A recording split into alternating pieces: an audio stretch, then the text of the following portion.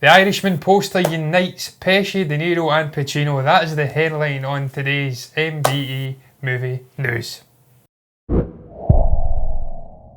That is the headline, John, and what a headline it is. A poster. Wow. That is a very special poster. As we know, this is a film that's much anticipated. It has been for the past decade. And as you said, it does unite Pesci, De Niro and Pacino. And obviously Martin Scorsese and Harvey Keitel is in there as well. We haven't seen him in the promotional push as of yet, Stephen. Haven't seen him anywhere.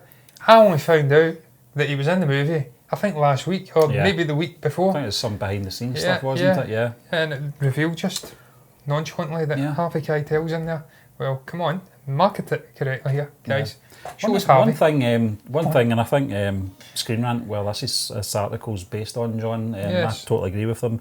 It's not much of a graphic, to be honest with you, but obviously with these three men in the one shot, it's a big thing.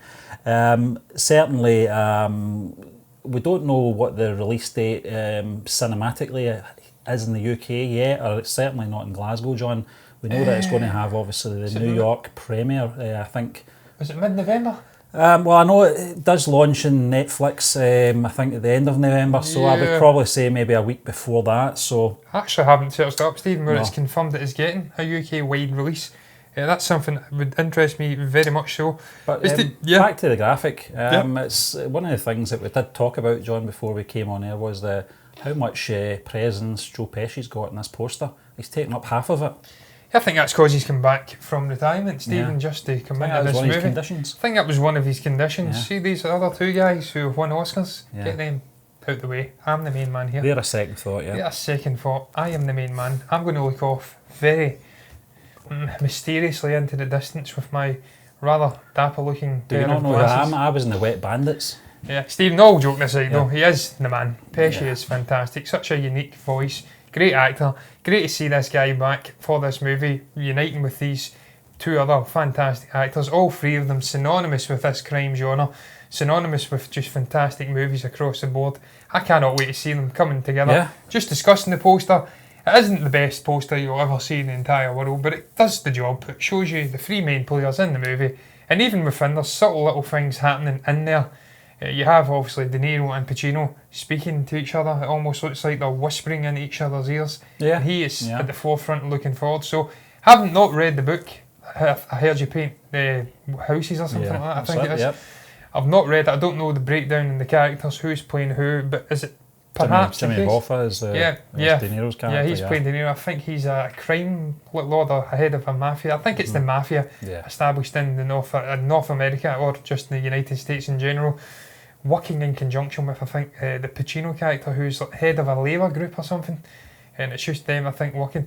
I don't know who Pesci's playing, so maybe they two are in cahoots and he's a separate figure who's trying to bring them down or something. I'm not too sure. I don't think that's the case, because in the trailer, Pesci does say to De Niro's character, he likes to talk a lot or something like that. So perhaps I'm talking utter shite, but it's very beautifully juxtapositioned. One of the things I like about this poster, John, is its release more than its look, because we talked about this film, I think, way back in the podcast days, and then there was absolutely nothing for so many months, nothing coming out at all, no news on it whatsoever. We didn't know what was happening, and then we got that teaser trailer.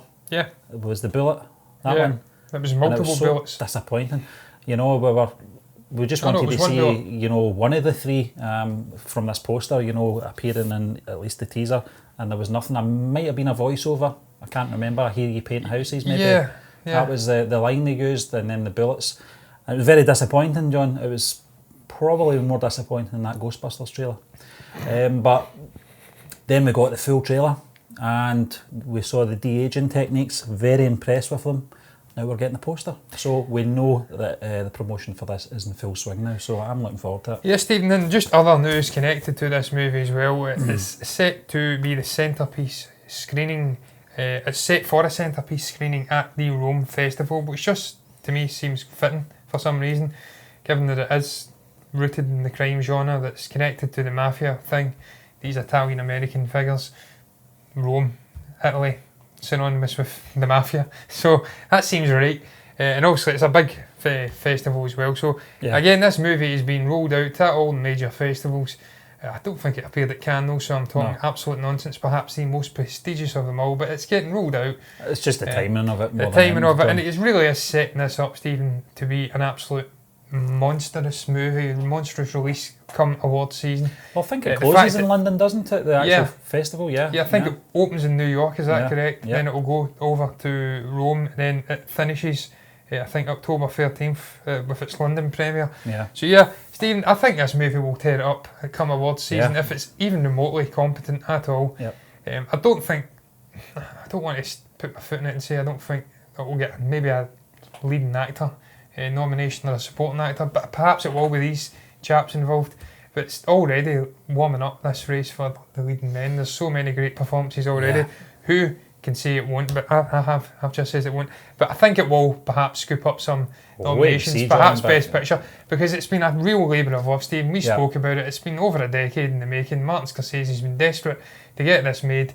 Paramount refused. I think they originally held the rights to it. They gave it away to Netflix. Talk about Decca, Yeah, that's like Decca with the beat. You're absolutely right, Stephen. Guitar music, it's on its way out. Gangster movies are on their way out.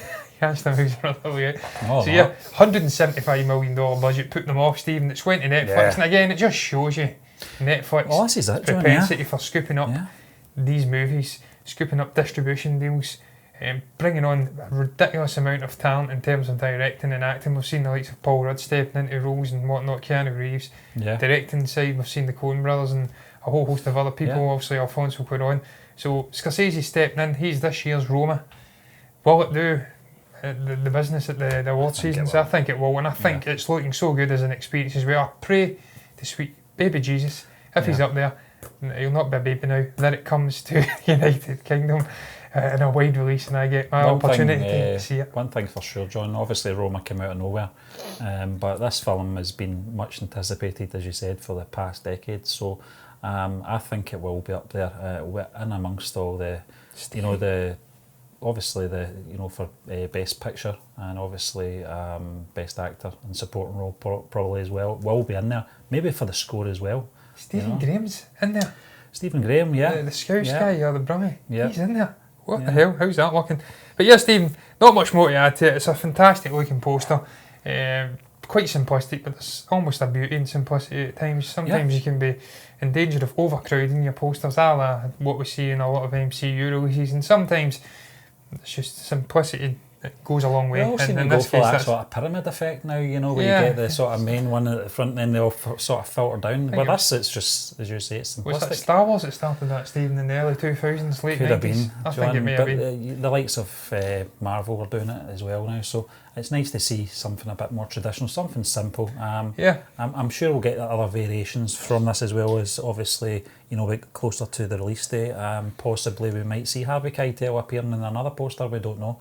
But we'll move on anyway, John, to our next article. I can't believe we get 10 minutes out of talking about a poster, but there you are. Sylvester Stallone on The Last Blood and the central contradiction of Rambo. Now, this is him talking about the character.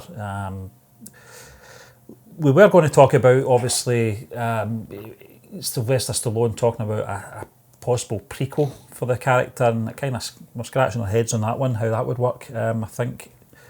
I think we'd have to get the guys in from The Irishman to work on that one for maybe the next 20 years before we see that release. But I think when you read this article, which is a sort of offshoot of that, John, he's actually talking about how complex the character is. He doesn't see himself as a badass, because if he thought of himself like that and he was perceived like that, that would be one movie. We're obviously 5 movies in with John Rambo now, John. This one, Last Blood, is kind of bookending the first film, First Blood. And we get to see he's got obviously relations in this upcoming film as well, a niece. So there's a bit of baggage there as well, which we've probably not seen before from the character. When you get a character like him who isn't afraid to die, he's got no sort of connections. That makes him one unstoppable character, but the fact he's actually got a bit of emotional baggage in this film as well kind of adds another spin onto the character as well. What's your take on this, John? Stephen, I think it's just another sort of a variation and a very interesting character. We've seen over 4 films now, including the last pod set to come out. Yeah. Is that correct? We've had 3 Well, then, last 5, one, not yeah. 5, because we had Rambo in 2006 or 8 or something. Yep. So yeah, I think it's just another continuation on this character's growth and his path. Also, as you did say in the last pod, the concept of him having this emotional baggage, something to perhaps fight for and hold on to, that's cool. In terms of the prequel, like Brian Mills, you know, I think that's the sort of angle they'll be coming from this one. A bit of volume coming from this here. I don't know why. I don't know what that is. It's playing. It's certainly nothing to do with Rambo. I got a copyright straight. Yeah, yeah. But Stephen, the idea behind a potential prequel, that is something that's very intriguing indeed. I don't know how that would work unless they do recast or they utilise all the potential power from Silicon Valley to make Stallone look 30 years, 40 years younger. But they'll still do that thing where they've not mastered. They did it with Nick Fury's character. They made him as young as possible, but he still ran like an old man. Yeah. You can't do the movements of a young person. That you're absolutely right, Stephen. And the hands as well. It's very difficult to de-age those hands. But yeah, would I be up for the idea of a prequel for Rambo? I don't know. It depends on who they got on board to write it. Perhaps Stallone would be writing it. We have seen him write before. Yeah. Certainly it's him that's floating the idea. He's always had this vision in his head of a pre-war John Rambo, what he was getting up to, this purer version of a character before he was tarnished and obviously affected by the horrors of Vietnam. Yeah. So it's interesting. I don't know I'd have to wait and see who was perhaps penning a potential script before I would say one way or the other I was on board for it, and how they'd go around about selecting the starring role of John Rambo. Would it be Stallone coming in for de-aging, or would they try and get someone? I don't think you can replace Stallone as the character. He's so synonymous with it, Stephen. We've seen it with Han Solo and Alden Ehrenreich. You could get I suppose he could come in. Yeah, played his son before, so that's true. Play a younger version of him. And he is a fantastic actor, so that would probably work. But he is so synonymous with the character though, Stephen. I think you'd also have backlash from certain quarters of the fandom. We've seen it with Han Solo, as I did say, Alden Ehrenreich. I mean, it was a great performance from Alden. I hope I'm saying that name right, incidentally, but yeah, it was a great performance. It crossed my mind, John. Yeah, I don't know if I am. I'll let you have a look at that when I let you back in. But yeah, there was an element of the fandom hit out at that, despite the pretty decent performance. So you're always going to have that backlash. But the actual story, Stephen, I think it's cool, the concept he's exploring here, talking about with this potential prequel of this untarnished version of the character. I think unless it's handled really well and it blends into perhaps some training for Vietnam or whatnot, then it could get boring very quickly though. Following this young guy through school and whatnot, and just it'd get very boring. It'd be very Stranger Things. When would that be set? That'd be set. It would probably late 60s. Well, if he was maybe in his late teens, early 20s, he would probably mid-60s? Maybe the 50s, John. Oh Jesus! So it's like someone compared. I'm not very good at math, but you're thinking late 60s when Vietnam obviously broke out. So he would have to be at least in his late teens, wouldn't he? So I would say probably. I would say probably about the early 60s, probably mid 60s, just before he's obviously called up. But I think it's an interesting concept, I really do. I would probably recast the role, if I'm being honest, John. I think probably a way around that would be to have Stallone in there, maybe looking back, and you can go back and forth. Because I think if you're bringing in the Hobbit. Yeah, I think if you're bringing in another character, it would be a nice reminder to see the character that we know and love, and be reminded of where he's at now and what he's been through, and then go back to a time before all that, and what was in front of him in his life, all his hopes and his dreams and desires before obviously war. So yeah, I'm certainly on board if they do go down that road. Sylvester Stallone's a very good writer as well. He's a very good character study writer as well. He knows how to put a lot of layers and emotion into his characters as well. So I wouldn't write him off. No, Stephen. I think did he not get? No, he get nominated for supporting, didn't he? With Creed, I think it was. Yeah. But he did write, I think, and direct Creed. If I'm not wrong, I may be wrong. Ryan Coogler. No, Ryan Coogler. No, he directed it. Yeah. But yeah, Stephen. Look, I mean, I would be on board for it if it was handled correctly. They get the right people on board. If Stallone comes up with some creative magic and gets the script correct. Just the process of him perhaps going through his battles with PTSD and whatnot, that'd be intriguing. This, I think it's his grandchild or it's his niece or something like that. Yeah. His niece in this movie. Maybe it could be done through that angle. Maybe like, speaking to her and getting back and showing, look, I wasn't always this tough guy. I do like that angle though, John, because we got the blood and guts. There wasn't really room for much thought in Rambo 4, and that's not a negative spin I'm putting on it. I really enjoyed Rambo 4, or John Rambo, whatever it was called. I liked it as well. I thought it was just good for the action and, you know, the gore. But this seems more sort of grounded, you know, and it seems to be a more all-rounded storytelling. You're not just going to get the action. We saw the action in the trailer, John, both trailers. So, but there seems to be a bit more meat in the bones with this one. I can't wait to see it. Yeah, Stephen, you always need that added complexity when you're dealing with action movies. If it's just blood and guts for the entire running time, then it would grow thin and boring very, very quickly. So, yeah, you need that added emotional edge underneath to keep things going and have the viewers bond with the character. So hopefully it will happen in this movie coming up. I can't wait to see what it's going to be like, and hopefully if it does well, then we can see maybe a precursor to this great character story and done through the scope of speaking to his young family or whatnot. But look, Stephen, we are moving on because we have done that one to the death as well. We have, yeah. And this next and final topic in this week's show is all about Once Upon a Time in Hollywood. Charles Manson actor, I think it's Damon Herriman, saying that there was a great cut from Didn't the cut movie. that bit out though. No, I think it was Hey Ma'am or something like that.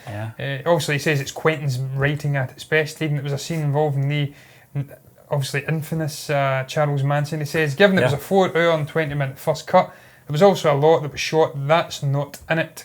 Everybody lost a bit of stuff in there, including some Manson stuff. Maybe it will see maybe we'll see the light. It will see the light of day. I can't give it away what it was, but it was Quentin's writing at its best. Now, Stephen, do you think this is just him bumming up this potential cutscene involving his character, maybe getting people's anticipatory use his phone for perhaps a TV show that may involve it?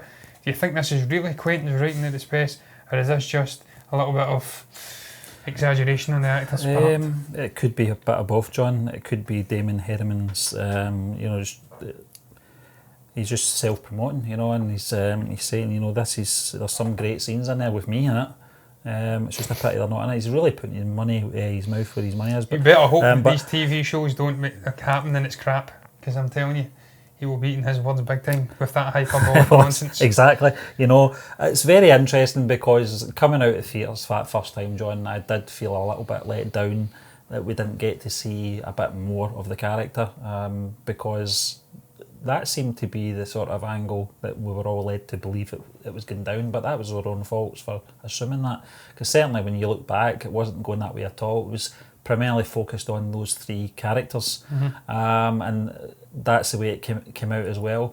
I think it's probably the more sensible thing to do. You know, you don't want to give this terrible person, you know, any more sort of publicity than he already got for, you know, for all those things that happened. So I think they handled it. I think Tarantino did the right thing. You know, I was a little bit bummed that,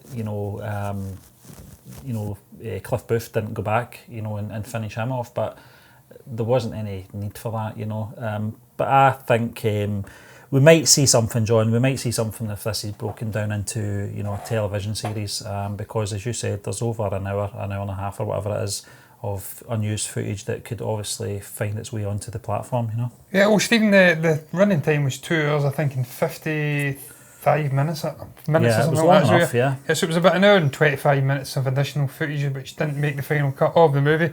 So there's certainly scope there to take that footage if it's not unusable and it's just a poor quality overall from what we've seen in the movie. There's scope to take that and put it into an extended mini-series on Netflix. Stephen, it does sound intriguing though, what he says about it perhaps being Quentin's writing at its best, that when you think of Quentin's writing at its best, certainly in movies like Inglourious Basterds and whatnot, it tends to be his propensity for rewriting history, taking these notorious characters and ending them. He didn't always do that. Yeah, but ending it in spectacular fashion, perhaps differently to the way it happened in real life. So it could be that we do see that sequence in this deleted scene that you spoke of, where perhaps Cliff Booth goes back and finishes off Charles Manson and the rest of the Manson family back at the ranch. I don't know, it's all speculation. He does go on to say finally though that there was a scene, that just continuing on and expanding out on what he said about the scene, that there was a scene that I thought was one of the best scenes I've ever read in my life, just on the page. I hope that scene does get released. I genuinely don't know if it ever will. he has shown an interest in going back to his older movies and making a longer version. Given this one was so long to start with, it would be a great candidate for that. So again, it's just alluding to what we said, Stephen, that there is scope there, just because the movie is so long, to just, if he'd done it with The Hateful Eight, take it, put it onto Netflix, and give us it maybe in hour installments, episodic installments. I think it suits a lot of people as well, John, because a lot of people can't commit that kind of time to a film, especially a 3-hour film. And if you segment it into like 40, 45-minute episodes, some people can take it all in. Yeah, they can take it in that way. So, Stephen, and final thing I will add, I was about to say, I'm saying a bit of slang there, I can't recall what it was I was about to say, parts for the best, I can't.